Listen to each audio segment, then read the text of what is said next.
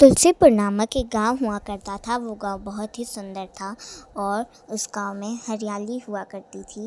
बस उस गांव में एक चीज़ थी। उस गांव में एक चोटी काटने वाली चुड़ैल घूमा करती थी, जो हर रात घूमा करती थी। उसे जब भी कोई औरत सोते हुई मिलती, वह उसके घर में घुसती और उसकी चोटी काट देती। एक दिन एक औरत ऐसे सोती हुई मिलती है।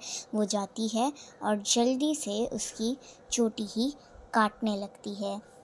जैसे ही वो उस औरत की चोटी काट डालती है, वह चली जाती है। उसी गांव में एक इंसान भीमा भी रहा करता था अपनी पत्नी के साथ। भीमा बहुत ही अच्छा इंसान था, पर एक बात उसे हमेशा सताती थी। हर गांव वाले बोलते थे कि भीमा की पत्नी ही वह चोटी काटने वाली चुड़ैल है, क्योंकि लोगों ने उसे देखा था। पर भीमा जब भी उन बातों को सुनता, वो सोचता कि ये सब ऐसे ही बोलते हैं और उन्हें नज़रअंदाज कर देता। एक दिन भीमा रात को पानी पीने के लिए उठता है और देखता है कि उसकी पत्नी सुमन उसके पास है ही नहीं, और वह उसे खोजने जाता है। खोज के आने के बाद जब उसे नहीं मिलती, वो अपने घर आता है और देखता है कि उसकी पत्नी उस अपने ही बिस्तर पे है और पूछता है कि अरे भगवान, तुम कहाँ चली गई थी इतनी रात को? मैंने तुम्हें कितना ढूंढा।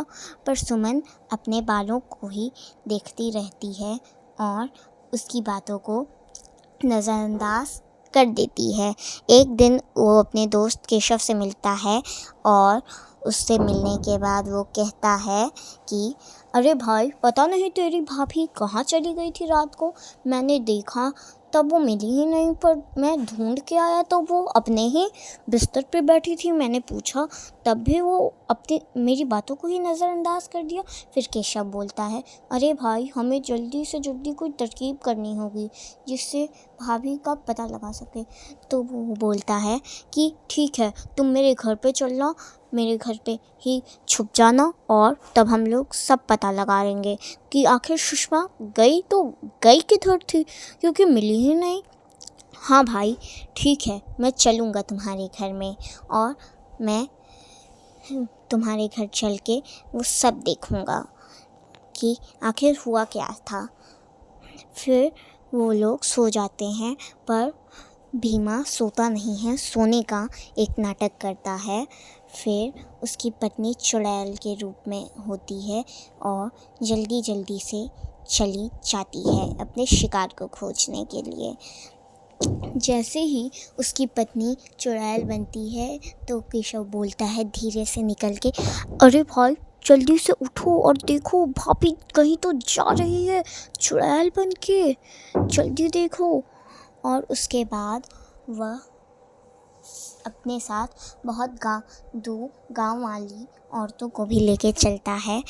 जैसे ही वो चलते जाता है, उसका पीछा करते हुए वो देखता है कि उसकी पत्नी सुषमा एक औरत के घर में गई है और वह उसकी चोटी काटने को बढ़ रही है और वो उस औरत की बालों को काट देती है।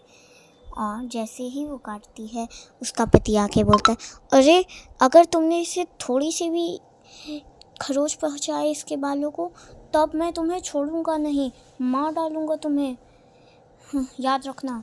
तो बोलती है चुड़ैल, अरे मूर्ख इंसान, मैं तो एक चुड़ैल हूँ, मेरा तू क्या बिगाड़ेगा आखिरकार, और मैं काट डालूंगी इसकी चोटी को।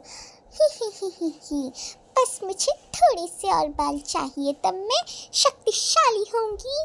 फिर केशव आता है और उसके बाल जल्दी से काटने लगता है और वो चुड़ैल बोलती है देख के, अरे मूर्ख इंसान, ये क्या कर दिया तूने?